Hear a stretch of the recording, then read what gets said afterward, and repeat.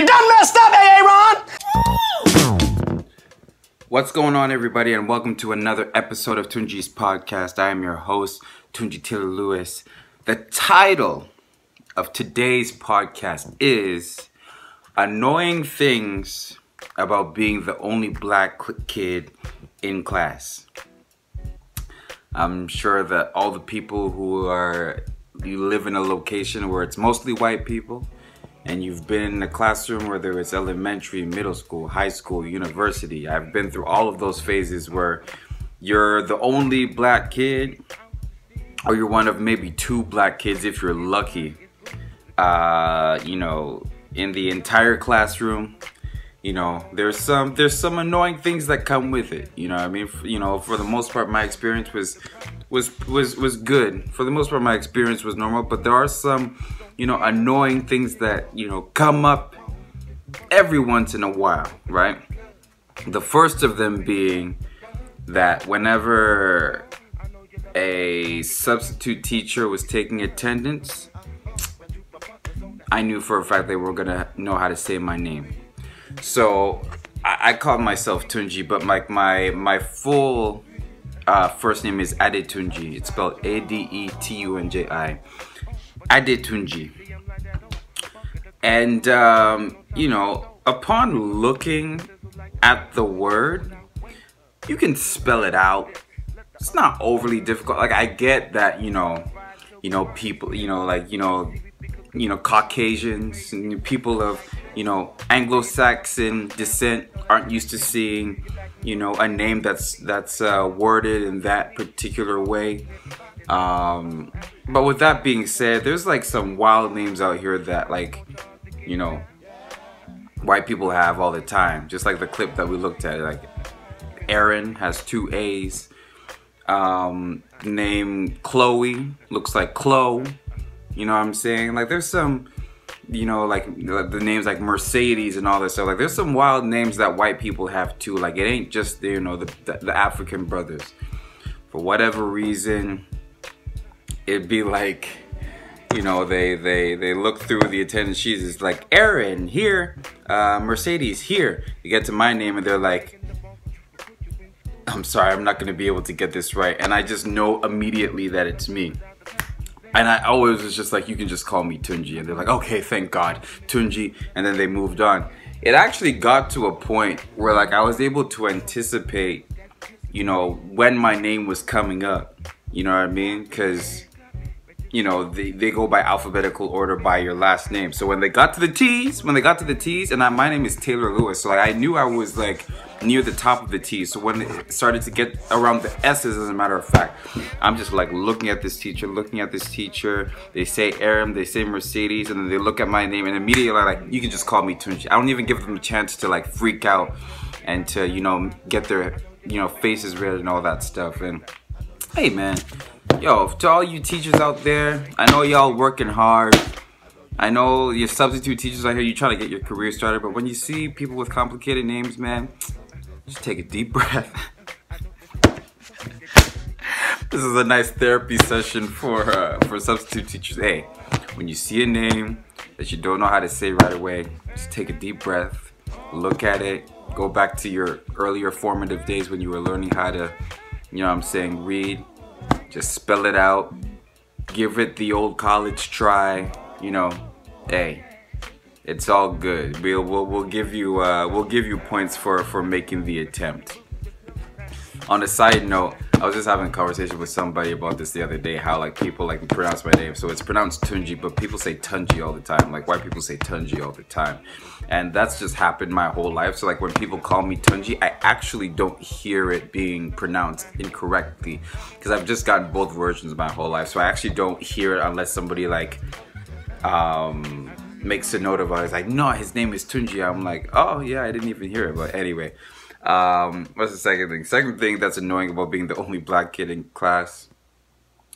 When Black History Month comes around, we're in history class or in social studies class, and they want to talk about the subject of Black history in America and in Canada. Man, everybody in class looks at you like as if you've been through the shit yourself. But like it's weird how they look at you, right? Because they don't like, it's not like they stare at you, but like they be in the class like being all guilty and shit. And then like, I apologize by the way to the people who are listening to this, but because you won't be able to see the example that I'm giving. But like they'd be sitting in class feeling all guilty and shit, and they want to look at you, they know you're over there, so they just look at you just like that. Just like real quick, like as if like I can't see him, right?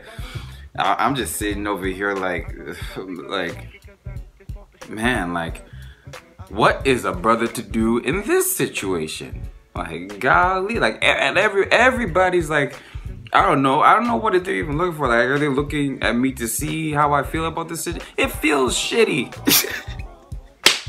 It feels, man, my people went through some shit in the 1800s, you know, Martin Luther King and Malcolm X, these dudes got assassinated.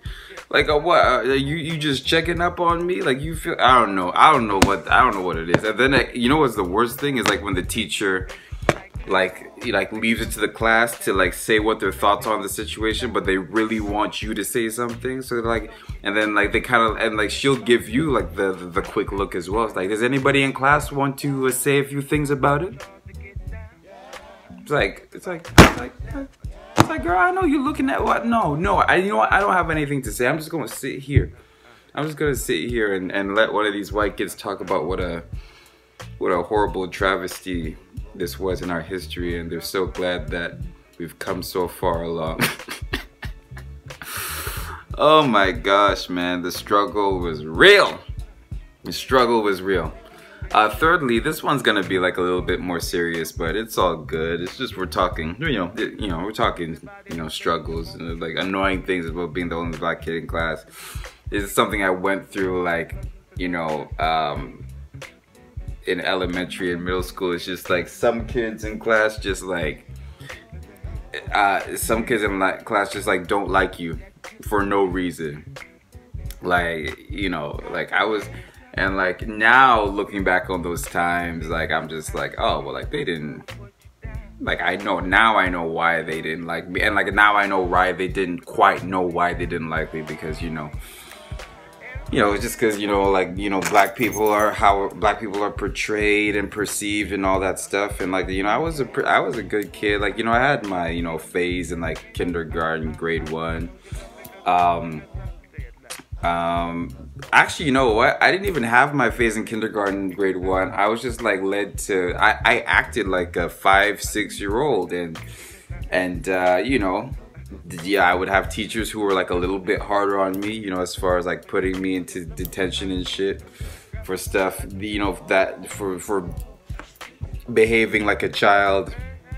I have memories of people just telling me that they hated me or didn't like me. I could not for the life of me figure out why.